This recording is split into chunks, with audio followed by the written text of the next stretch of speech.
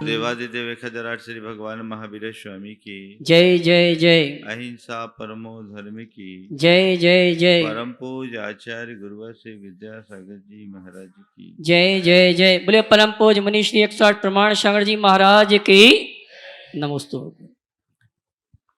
धर्म के मार्ग पर जो चलता है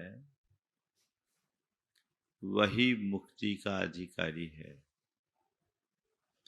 और धर्म का पथ रत्नत्रयात्मक है, दर्शन ज्ञान चरित्र मूलक है। दर्शन ज्ञान और चरित्र के संदर्भ में कल बात आई तो दो तरह की बातें उपस्थित हुई। एक निर्वृत्ति रूप तो दूसरी प्रवृत्ति रूप। प्रारंभिक भूमिका प्रवृत्ति से शुरू होती है जो निर्वृत्ति पर जाकर के पूर्ण हो जाती है। अध्यात्म की जब भी बात की जाती है तो बड़े उच्च आदर्श की बात होती है, लेकिन एक बात हमें सदैव स्मरण में रखना चाहिए कि उच्च आदर्श का अध्यात्म बिना आचरण के फलित नहीं होता। आचरण में शुरुआत प्रवृत्ति से होती है और उसकी पूर्णता निर्वृत्ति में जाती है। प्राय लोग निर्वृत्ति की बातें करते करते भटक जाते हैं, भ्रमित हो जाते हैं। वस्तु स्वरूप को ठीक तरीके से न समझ पाने के कारण अनेक प्रकार की भ्रांत धारणाएं जनमानस में बना दी गई। आज कुछ खास बातें मैं आप सबसे करूंगा। मोक्ष मार्ग सम्यक दर्शन ज्ञान और चारित्र मूलक है।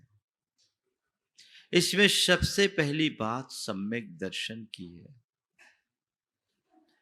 कहते हैं सम्यक दर्शन के अभाव में हमारा जीवन नहीं चल सकता।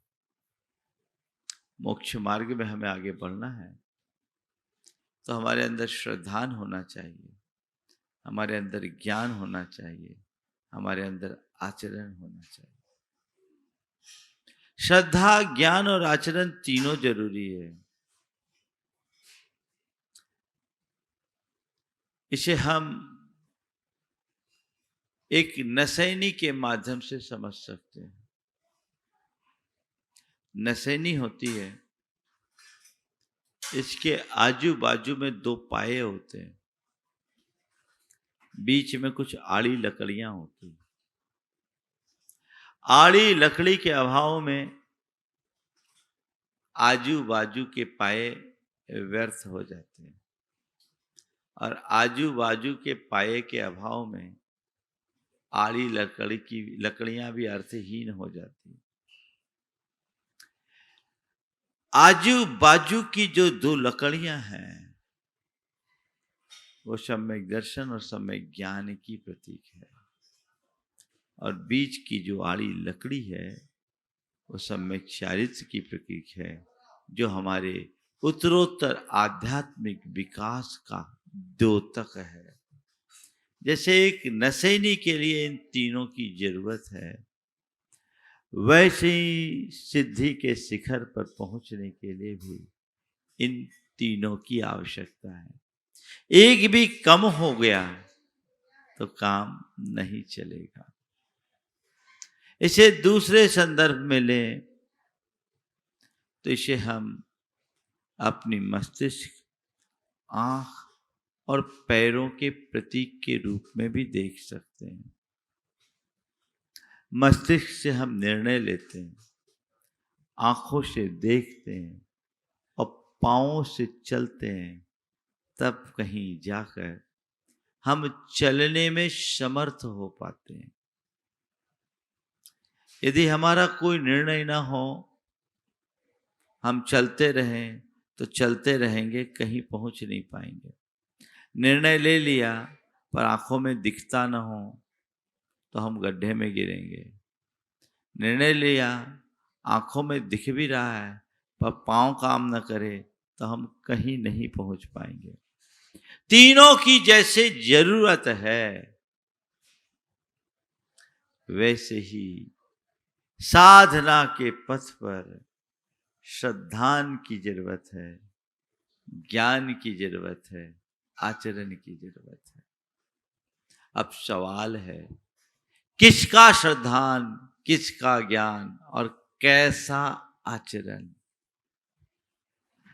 जब हम धर्म की बात करते हैं और आचार्य कुंद कुंद से बात करते हैं तो वे तो समय सार में कहते हैं, देख जीवन का सच्चा आनंद लेना है तो सीधे अपने आप में डूब, अपने आप का श्रद्धान कर, अपने आप का ज्ञान कर और अपने आप में डूब जाने वाला आचरण कर।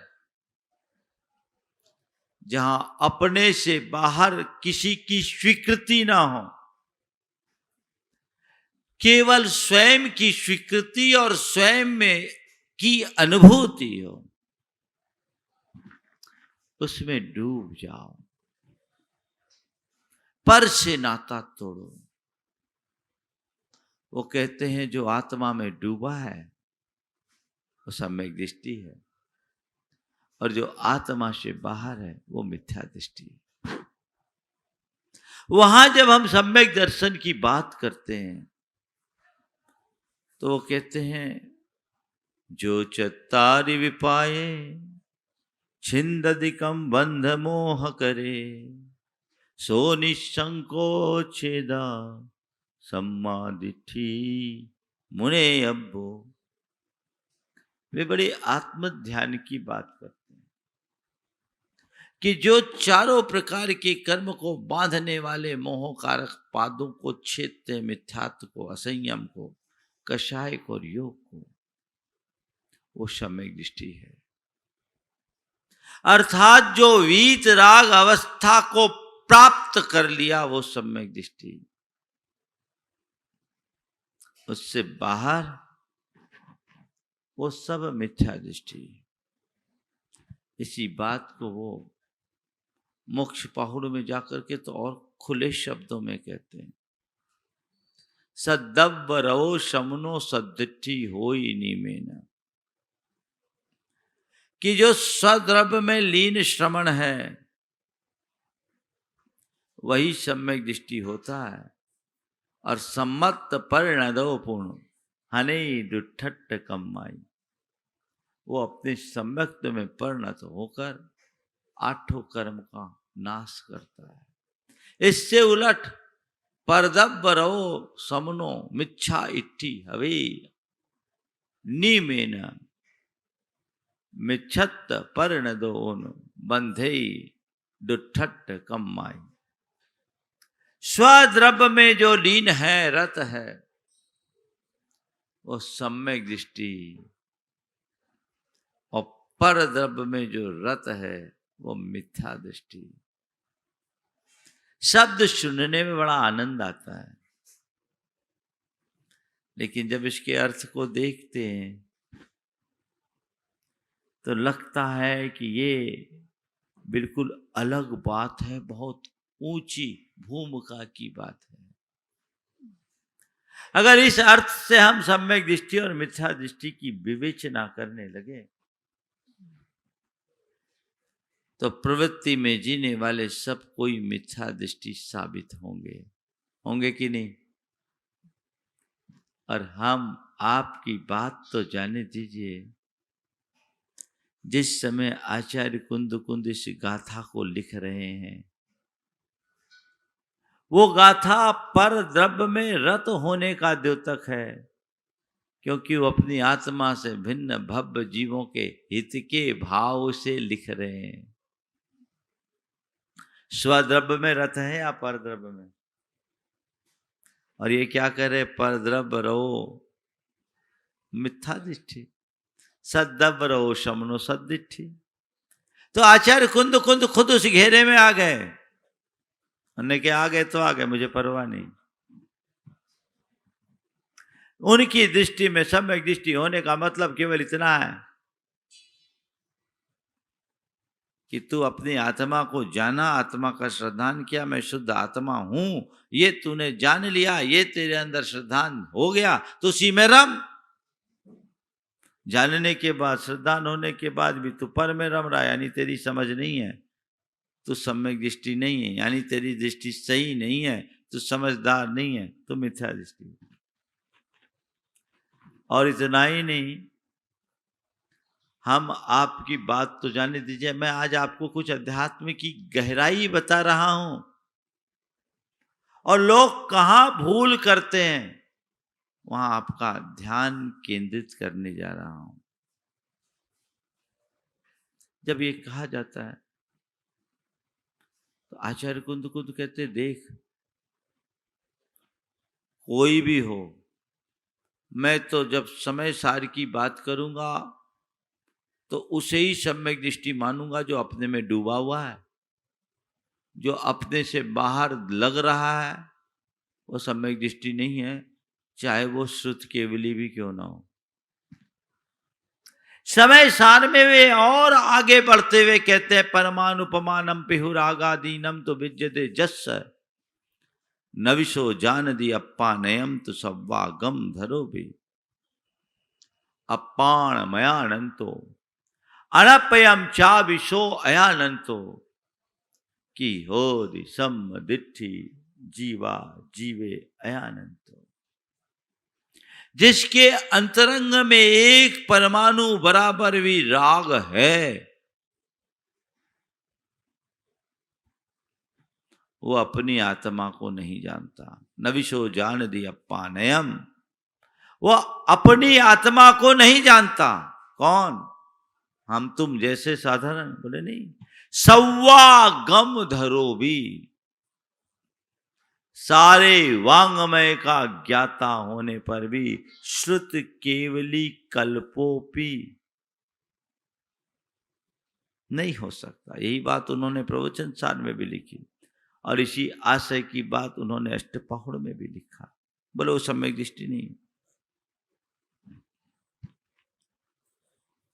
और फिर कह रहे अपानमयानंद, तो जब अपनी आत्मा को नहीं जानता, अनपयम चा विशो अयानंद, तो वो अनात्मा को भी नहीं जानता।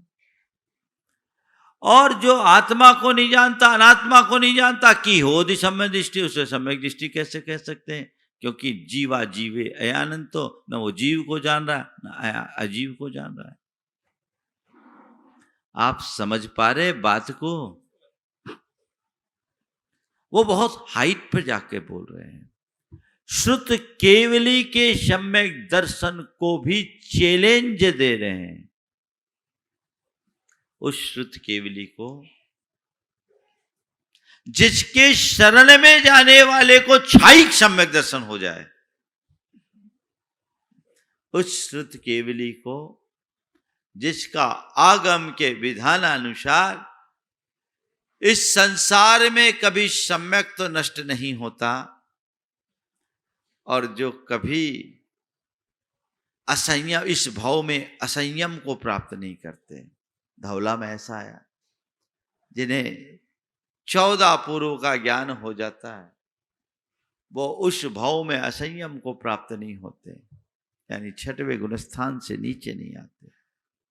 और पूरे संसार काल में उनका सम्यक दर्शन नहीं छूटता। उनके सम्यक को चैलेंज दे रहे हैं आचार्य कुंद। वो कह रहे ठीक होंगे वो सम्यक दृष्टि, आगम में लिखा होगा, लिखे रहने दो, मैंने भी लिखा है। वो खुद कहते हैं, आगे बताऊंगा।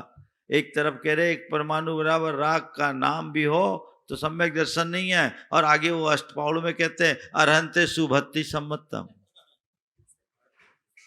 अरहंत भगवान के प्रति उमड़ने वाली शुभ भक्ति का नाम सम्यक है। वे कहते हैं पर में रत रहने वाला मिथ्या दृष्टि है, तो कहते हैं तागम तच्चानम सद्धनम हो ही सम्मतम, आप आगम और तत्व के श्रद्धान का नाम सम्यक दर्शन है। एक तरफ कहते तच्च रुई सम्मतम, तत्व की रुचि का नाम सम्यक है, तो दूसरी तरफ कहते हिंसा रहिए धम्मे 18 दोष बज्जिए देवे निगंथे पवने सदनम हो ही सम्मतम। हिंसा से रहित धर्म में, 18 दोष रहित देव में, निर्गंथ मुनि में, और प्रवचन यानी शास्त्र में श्रद्धान का नाम सम्यक दर्शन है। परस्पर विरोधी बात नहीं, बात विरोधी दिखती है लेकिन इसमें कोई विरोध नहीं। अगर हम हर बात को उसके मूल संदर्भ से जोड़कर समझना चाहें तो ये सब बातें हमारे लिए बड़ी सुग्राह्य हो सकती है। जब कभी भी हम मिथ्या दृष्टि कहेंगे तो अध्यात्म में वो एक गाली है, पहला गुणस्थान। पर समय सार में आचार्य खुद कह रहे हैं मैं यहाँ बीतराग सम्यक दृष्टि को ही सम्यक दृष्टि मान रहा हूं। वो निश्चय सम्यक दर्शन की बात करते हैं। किसकी बात करते हैं?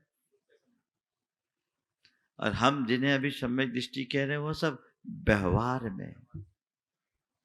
दोनों में बुनियादी अंतर है। 4 बातें आप सबसे कहूंगा। आस्था, आश्वासन, आचरण, अनुभूति। आस्था, आश्वासन, आचरण, अनुभूति क्या है समझिए। प्रारंभिक भूमिका में श्रद्धा होती है आत्मा की। जान लिया मैं कौन हूं, मेरा क्या है, मेरा स्वरूप क्या है। लेकिन पुराना जो संस्कार है वो अंदर से उद्वेलित करता है, वो प्रभावित करता है। उसके परिणाम स्वरूप आचरण वैसा नहीं हो पाता। आस्था अलग, आचरण अलग, भिन्नता दिख रही है लेकिन जी नहीं पा रहे हैं। और एक भूमिका वो है, जान लिया तो अब पर से कोई मतलब नहीं। जैसी आस्था वैसा आचरण। मैं शुद्ध आत्मा हूं तो बस मैं हूं, मैं भी नहीं हूं, पर का कोई संबंध ही नहीं, उसी में डूब गया। ये परम अनुभूति है। लेकिन मैं तो हूं, आत्मा तो हूं, लेकिन ये मेरा शरीर है, ये परिवार है, ये परिजन है, ये धन है, ये संपत्ति है, ये जो अंदर से जुड़ा है वो अपनी ओर आकृष्ट कर रहा है। जान रहे हैं, श्रद्धान है कि इनका मुझसे कोई नाता नहीं है, एक परमाणु भी मेरा नहीं है, पर मेरे पास है, भी मेरे काम का है। चित्त उनके साथ लग रहा है। जहां आस्था और आचरण में भिन्नता हो उसका नाम है सराग सम्यक दर्शन, व्यवहार सम्यक दर्शन। और जहां आस्था और आचरण की एक रूपता हो उसे कहते हैं बीतराग सम्यक दर्शन या निश्चय सम्यक दर्शन। इसे एक उदाहरण से समझिए। हर सिगरेट के डब्बे पे लिखा होता है इंजीरियस फॉर हेल्थ, लिखा रहता है। वैधानिक चेतावनी है, सिगरेट में जहर है। हर गुटखा के पाउच पर लिखा होता है ना।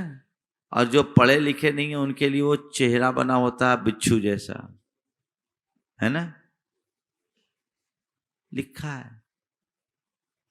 लेने वाला जान भी रहा है,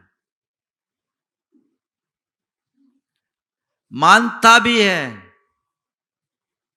कि हाँ भैया ये जानलेवा है, पर कहता क्या करूं, छूटती नहीं है, छोड़ूंगा अभी नहीं। ये क्या है? वो ये नहीं कह रहा कि ये अमृत है, पर अभी इसके बिना मुझसे रहा नहीं जाता, जहर है, जान करके भी ले रहा है। यहां आस्था एक तरफ, आचरण विपरीत है। दूसरी ओर एक व्यक्ति को कहा जाए ये साइनाइड है, पोटासियम साइनाइड, इसका थोड़ा स्वाद बता दो, तुम्हें 10 लाख देंगे। हालांकि किसी को कहना नहीं, न फंस जाओगे, मैं तो उदाहरण के लिए दे रहा हूं। कोई व्यक्ति अगर ऑफर करे कि तुम्हें 10 लाख देंगे, इसका स्वाद बता दो, आप क्या करोगे? ना बाबा ना, ये नहीं हो सकता। क्यों? अगर मुंह में डालेंगे तो स्वाद बचाने लायक ही नहीं बचेंगे, ये तो जहर है, जहर। जहर सिगरेट में भी है, जहर साइनाइड में भी है ना? लेकिन साइनाइड के जहर को छूने का भी मन नहीं होता, और सिगरेट का जहर चलता है।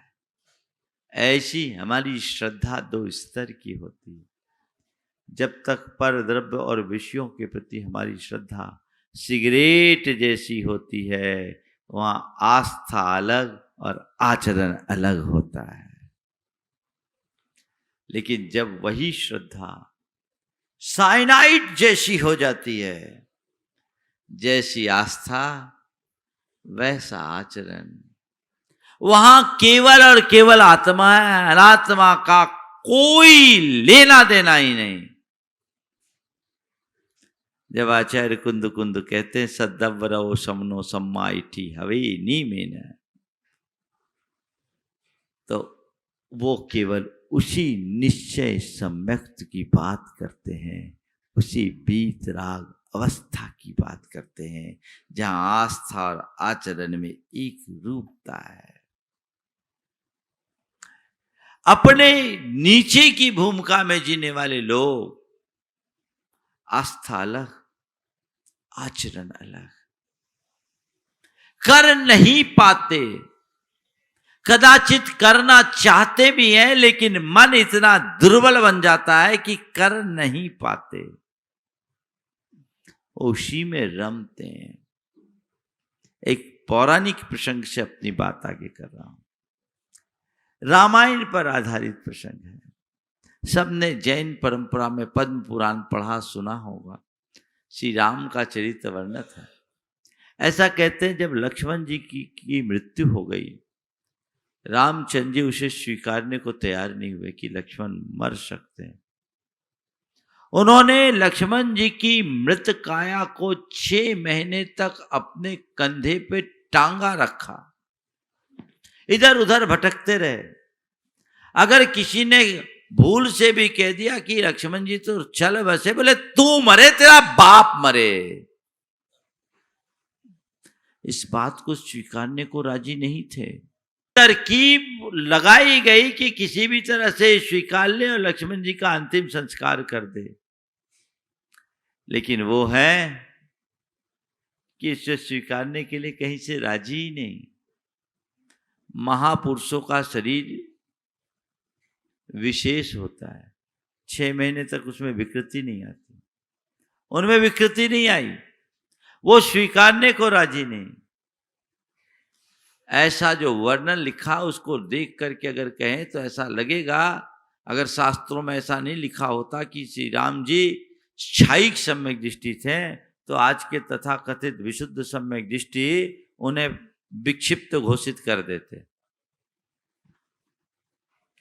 लेकिन राग था, भाई के प्रति राग था। वो आज भी उनसे आत्मा के स्वरूप पूछते तो वो यही बताते, संसार के संयोग वियोग का ऐसा चित्रण करते कि सामने वाले में वैराग आ जाए। सब मरेगा, उससे लक्ष्मण भी मरेगा, लेकिन अभी नहीं मर सकता। ये कौन कहलवा रहा है? अंदर का राग। ये श्रद्धान है, मरना सबको एक दिन अपनी अपनी बार, लेकिन ठीक है बार आएगी, अभी नहीं है।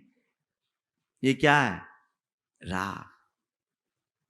अब एक दूसरा एपिसोड देखिए, जब वही रामचंद्र जी मुनि बनकर के तप कर रहे हैं, आत्मा ध्यान में निमग्न है, स्वर्ग में सीता का जीव जो प्रतीन्द्र बना है महान तप के बल पर, वो 16वें स्वर्ग में है। वो सोचता है रामचंद्र जी और मेरा इतने भवों का साथ रहा, ये जिस तरह से ध्यान में मगन है मोक्ष चले जाएंगे, गड़बड़ हो जाएगा। अगले भाव में मुझे भी मोक्ष जाना है, क्यों ना खलल डालूं कि अगले भाव में हम दोनों एक साथ मोक्ष जाएं। क्या है राग? राग जो न कराए सो थोड़ा है। राग जो न कराए सो थोड़ा है। आ गया नीचे और भयानक उपसर्ग किया, उपद्रव करना शुरू कर दिया। उसका उद्देश्य रामचंद्र जी को सताने का तो नहीं था, पर उन्हें दिगाने का था। कैसे डिग जाए ताकि ये अटक जाए और अगले भाव हम दोनों साथ साथ मोक्ष जाए। कैसा विचित्र संयोग! एक सम्यक दृष्टि उपसर्ग कर रहा है और एक सम्यक दृष्टि उपसर्ग सह रहा है। उपसर्ग करने वाला भी सम्यक दृष्टि, उपसर्ग सहने वाला भी सम्यक दृष्टि। सम्यक दृष्टि पर उपसर्ग कर रहा है। बात हजम में होने लायक नहीं है, लेकिन है। क्या अंतर? ऐसा क्यों कर हुआ? क्यों कर हुआ? जानते हैं क्यों हुआ? रामचंद्र जी को कोई फर्क नहीं पड़ा। वो तो और जितना उपसर्ग हुआ उतने डूब गए और उन्हें केवल ज्ञान हो गया। उपकार ही हुआ परोक्ष रूप से। प्रभावित क्यों नहीं हुए? क्योंकि रामचंद्र जी अब बीत राग सम्यक की पूर्ण भूमिका में आ गए थे। अब पर मेरे सामने है ही नहीं। एगो हम सास दो आदा, नान दंसन लखनो, शेषा में बाहिरा भावा, सब्वे संजोग लखनो। एकमात्र शाश्वत आत्मा हूं, ज्ञान दर्शन लक्षण स्वभाव वाला। मुझसे पृथक जितने भी बाहरी पदार्थ है वो संयोग है, मेरे नहीं है। आह मिक्को खल शुद्धो दंसन नान मय्यो सदा रूबी, नव्याथी मध्य किंचवी अन्नम परमाणु मित्तम्पि। मैं एकमात्र शुद्ध आत्मा हूं, दर्शन ज्ञान स्वरूप हूं, अरूपी हूं। मुझसे भिन्न एक परमाणु भी मेरा नहीं है। ये श्रद्धांत तो आपको भी है ना? इतना तो पता है महाराज, पता ही है। भीतर क्या है वो भी मुझे पता है। आस्था अलग है, आचरण अलग है। वो भीतराग भूमिका में आ गए, आनंदानुभूति हो गई। तो क्या होता है? प्रारंभिक भूमिका में जब तक ध्यान की गहराई में नहीं उतरा जाए, तब तक पर को पर जानने के बाद भी तत्परता बनी रहती है। और उत्तर भूमिका में पर का कोई नाता ही नहीं होता। लक्ष्य वही है, साध्य वही है, पर पहुंचने के लिए रास्ता तो क्रम से बढ़ेगा। पहले फूल खिलेगा तब फल उगेगा, बिना फूल के फल नहीं। फूल तोड़ दो फल मिलेगा। हमें फूल नहीं चाहिए, फल चाहिए। तोड़ के फेंको फूल, फिर बता देना फल मिल जाए तो। फूल भी जाएगा, फल भी जाएगा। फूल ही विकसित होकर फल में रूपांतरित होगा। ये बात सच है कि हर फूल फल नहीं बनता, लेकिन फूल के बिना फल नहीं उगता। व्यवहार से ही निश्चय को पाया जा सकता है। अब दोनों में अंतर है। एक में अनुभूति है, एक में आश्वासन है। सराग भूमिका में आत्मा की अनुभूति नहीं है, कई लोग हैं जो आज चौथे गुण स्थान में ही आत्मानुभूति खोजते हैं। सम्यक दृष्टि तो एक गृहस्थ भी है और सम्यक दृष्टि एक बीच रास्ता में डूबे हुए मुनिराज भी हैं। सीता का जीव भी सम्यक दृष्टि था, श्री राम मुनि अवस्था में भी सम्यक दृष्टि थी। दोनों बराबर हो जाएंगे क्या? दोनों के अनुभव में बड़ा अंतर। क्या अंतर? एक दूसरी क्लास के बच्चे को दिया जाए समय सार और एक पोस्ट ग्रेजुएट करने वाले व्यक्ति के हाथ में समय सार हो, दोनों समय सार पढ़ सकते हैं, पर दोनों का अर्थ बोध एक सा होगा क्या? छोटा बच्चा बोलेगा स म य, समय आ की मात्रा सा र, स म य सा र, ये पढ़ेगा ना, उसके भेजा में कुछ घुसेगा।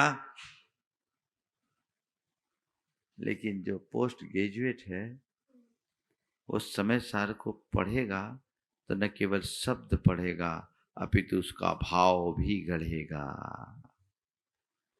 आज सबसे बड़ी विडंबना ये है कि पहली दूसरी का बच्चा समय सार पढ़कर जो पोस्ट ग्रेजुएट कर गए हैं उनके समकक्ष अपने आप को बता रहा है। बोले पापा देखो मैं भी समय सार पढ़ लेता हूं। बेटा पढ़ ले, पर बाप अंदर ही अंदर हंसता है। समझ में आ रही है बात? इसी ने सब गड़बड़ किया। तो महाराज ये अलग अलग उपदेश क्यों दिया, हम लोग कंफ्यूज ही नहीं होते? तो भैया उपदेश पात्र के अनुरूप होता है। जो पाप में मग्न है उसको बोलते हैं पहले पाप छोड़, और जो पाप को छोड़ चुका उसको बोलते इससे भी ऊपर उठ, अपने में दू। वैद्य के पास एक मरीज गया, कमजोरी का शिकार था। वैद्य ने उसे देखा, कहा तुम्हारा लीवर खराब है, घी खाना बंद कर दो। उसको घी का त्याग करा दिया। दूसरा व्यक्ति गया, वो जवान था, वो भी कमजोरी का शिकार था। पूछा क्या करते हो? बोले पहलवानी। खाते क्या हो? बोले रूखी रोटी। बोले रूखी रोटी खा करके पहलवानी करोगे तो कमजोरी नहीं तो क्या होगी? कल से घी का हलवा खाया करो। सामने वाला बड़ा आश्चर्य, एक ऐसा वैद्य है, एक ही बीमारी के दो लोगों को अलग अलग इलाज, एक से घी छुड़वा रहे हैं और एक को घी खाने बोल रहे हैं। बोले बात क्या है? बोले भैया रोग के अनुसार चिकित्सा की जाती है, रोगी के अनुसार नहीं।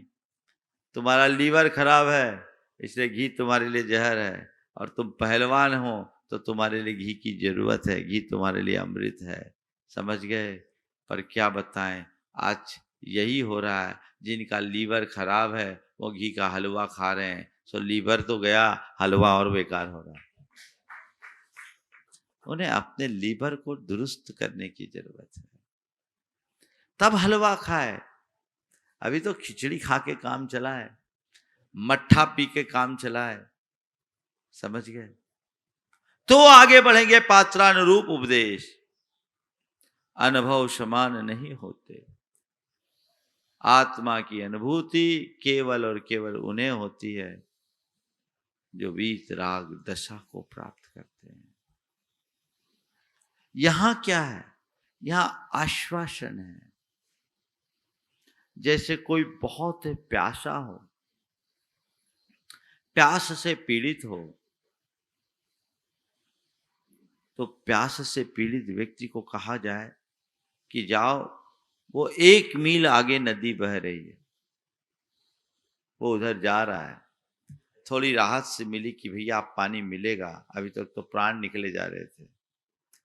नदी के निकट पहुंचा है, ठंडी ठंडी हवा आ रही है, कुछ आनंद की अनुभूति होगी, तसल्ली से आएगी, भैया आप प्यास मिट जाएगी, पक्का है, अब मेरे जान बच जाएगी, चलो बहुत बहुत उपकार किया उनने, मुझे पानी बता दिया। अब नदी के निकट पहुंच गए, पानी के पास भी पहुंच गए, तसल्ली, कितना स्वच्छ साफ पानी है, ये मेरे लिए प्यास ही नहीं मुझे जीवन दान देगा।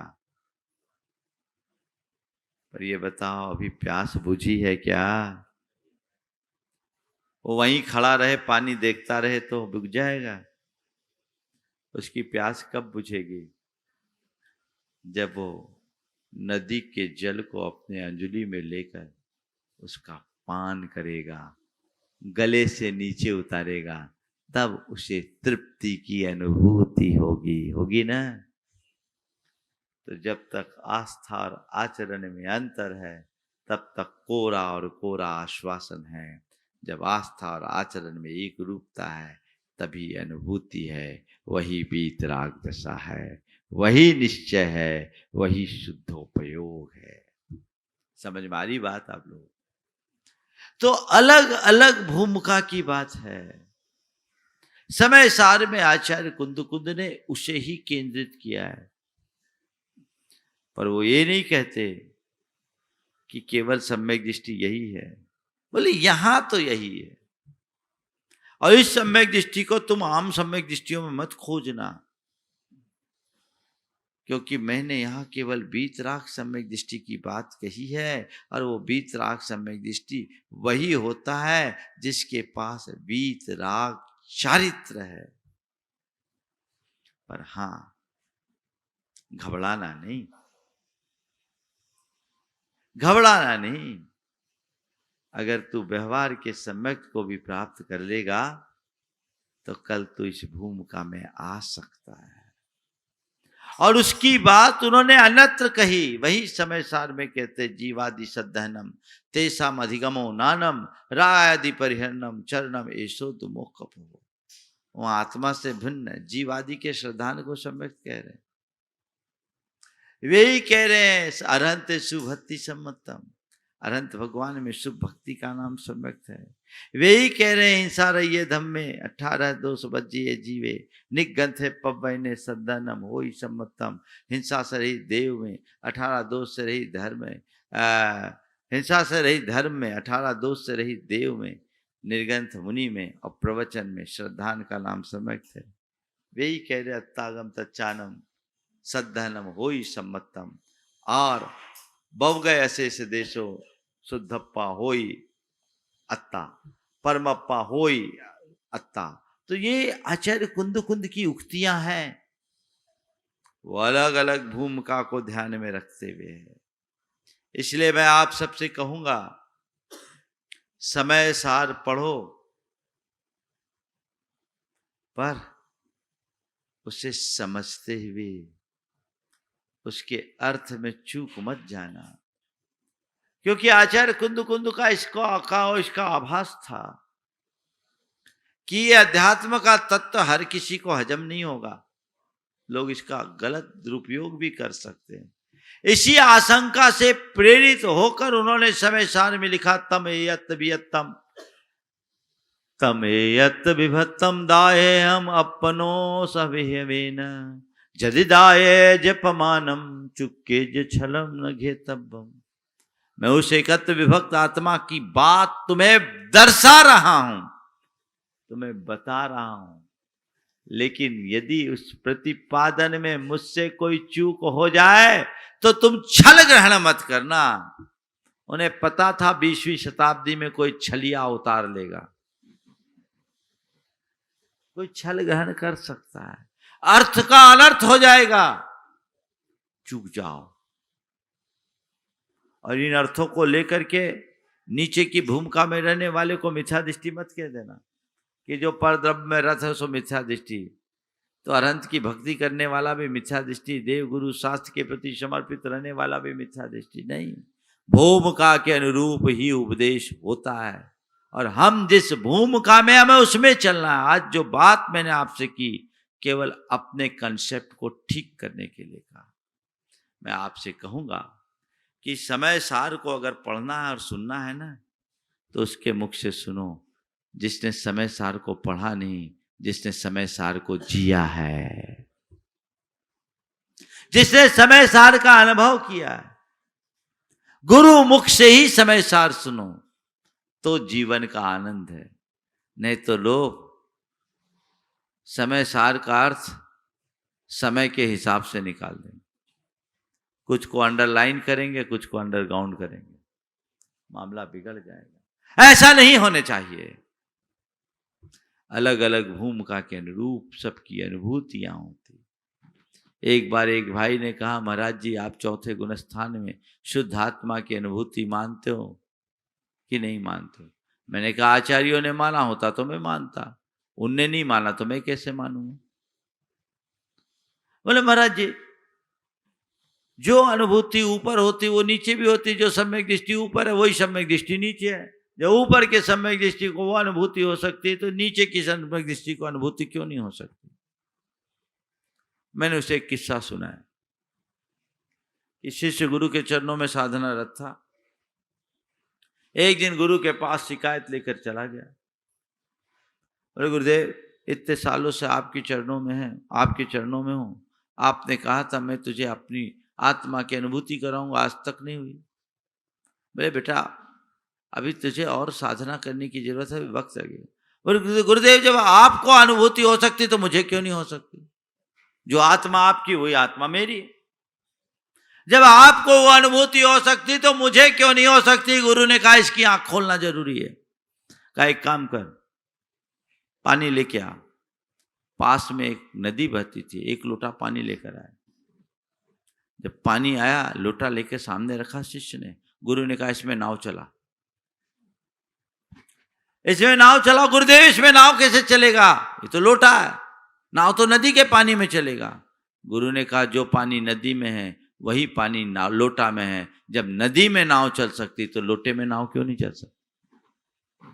जो पानी नदी में है वही पानी लोटे में है। जब नदी के पानी में नाव चल सकती है तो लोटे के पानी में नाव क्यों नहीं चल सकती? दोनों का पानी तो एक है। शिष्य समझ गया गुरुदेव बात बिल्कुल ठीक है, नदी में पानी अथाह है और नाव में लोटे में पानी थोड़ा है, इसमें नाव नहीं चल सकती। गुरु ने इतना ही कहा बेटा तुझे अपनी आत्मा अनुभूति की नाव चलाने की इच्छा है तो बस एक काम कर, इस लोटे को नदी बना दे, नाव चल जाएगी। आज लोग हैं कि लोटे में नाव चलाने की कोशिश कर रहे हैं। चला लो भैया, कागज की भी शायद मुश्किल से चले, कागज की भी मुश्किल से चले, कल्पनाओं की भले चला सकते हो तुम, यथार्थ की नहीं चलेगी। यथार्थ को पहचानो। तो यहां आगे आचार्य कुंद ने सम्यक दर्शन के संदर्भ में जो बातें की है मैं उसकी आप सबसे चर्चा करूंगा और जीवन व्यवहार मूलक बातें करूंगा। आज तो आधार है, कल से लगभग